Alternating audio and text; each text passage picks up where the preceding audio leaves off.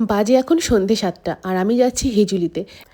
একটা ছোট্ট পুচকের অন্নপ্রাশনের অনুষ্ঠান আছে আজকে এখানে। কত সুন্দর সাজিয়েছে দেখতে পাচ্ছ লজটা।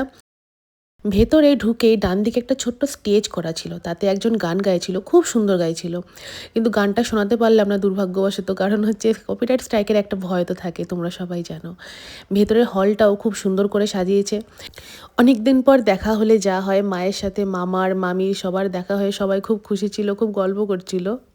তো মোটামুটি সবার সাথে দেখা সাক্ষাৎ করার পরে আমি আর মা চলে এলাম স্টার্টার কাউন্টারে। এখানে কফি ছিল, ভেজ পকোড়া ছিল, কফিটা খাইনি, পকোড়া খেয়েছি। বাবা পকোড়াও খায়নি, কারণ বাবা ভাজা পুরি খুব একটা পছন্দ করে না। পাশেই ছিল ফুচকার স্টল। তো এখান থেকে আমি আর মা একটা একটা করে ফুচকা খেয়েছি। আর একটা করে খাওয়ার কারণ হচ্ছে এখানে তখন আলু শেষ হয়ে গেছিলো, তো মাখতে বসেছিল, আর আমার তো অপেক্ষা করতে একদম ভালো লাগে না। তাই বাইরে দাঁড়িয়ে একটু ফাংশন দেখছিলাম, আর এখানে ভাইরা ছিল, মামা মামি সবার সাথে একটু ফটোও তুলে নিলাম। অনেক দিন পর সবার সাথে দেখা হয়ে খুব ভালো লাগছিল। আমার এই মামার বাড়িটা না একটা খুব সুন্দর জায়গায়, কদিন বাদে সেখানে যাব, তোমাদেরকে দেখাবো যে কত সুন্দর ওদের বাড়ির জায়গাটা। এখানে দাদা ছিল, বৌদি ছিল, আর দাদার মেয়েটা এত সুন্দর নাচছিল, আমি ওর প্রচুর ভিডিও করেছি, কিন্তু এত ভিডিও তো আর দেওয়া সম্ভব না। সামনে গান বাজছে, আরও এখানে ঠাম্মির হাত ধরে কী সুন্দর নাচছে, একা একাও নাচছিল, আবার এরকম ঠাম্মিকে নিয়েও নাচছিল।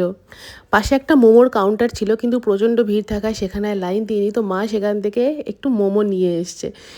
সেখান থেকে দুটো মোমো খাওয়ার পরে এখানে দেখো, এদেরকে না আমার খুব ভালোও লাগে, আবার খারাপও লাগে। খারাপ লাগে কী কারণে, এরা না উঠতে নামতে এতটা এদেরকে স্ট্রাগল করতে হচ্ছে।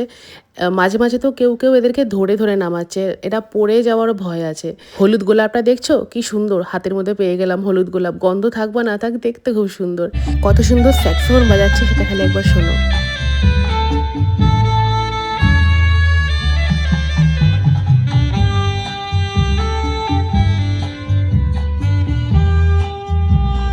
বেশিক্ষণ দাঁড়িয়ে থাকা সম্ভব না, বাড়ি ফিরতে হবে।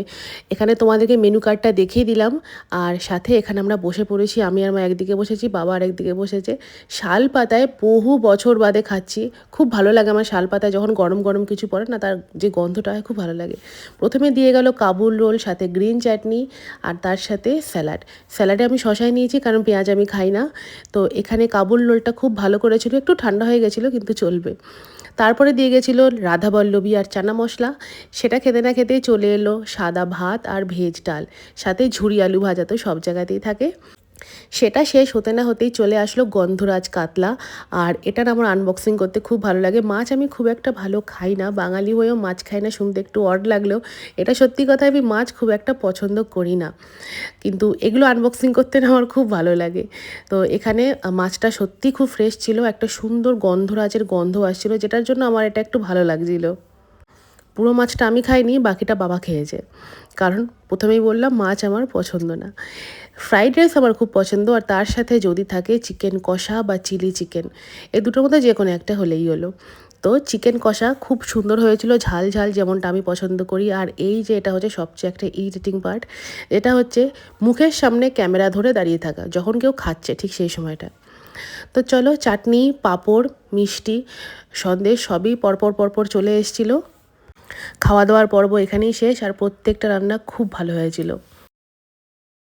তো এখন বাড়ি যাওয়ার পালা। হাতে নিয়ে নিয়েছি আইসক্রিম আর সাথে হজমোলা।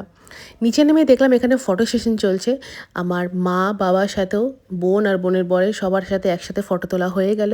এখানে পুচকুটা ঘুমিয়ে পড়েছে, দেখতে পাচ্ছ, সকাল থেকে ক্লান্ত হয়ে ঘুমিয়ে পড়েছে। যাক, একটা স্মৃতি আমি রেখে দিলাম আমার ভিডিওতে।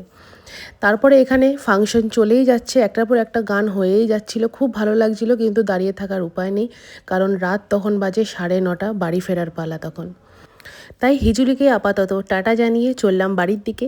ভিডিওটা যদি তোমাদের ভালো লেগে থাকে একটা লাইক করে দিও, সাবস্ক্রাইব করে দিও উইথ বেল আইকন। সবাই ভালো থেকো, সুস্থ থেকো, দেখা হচ্ছে পরে ভিডিওতে। টাটা।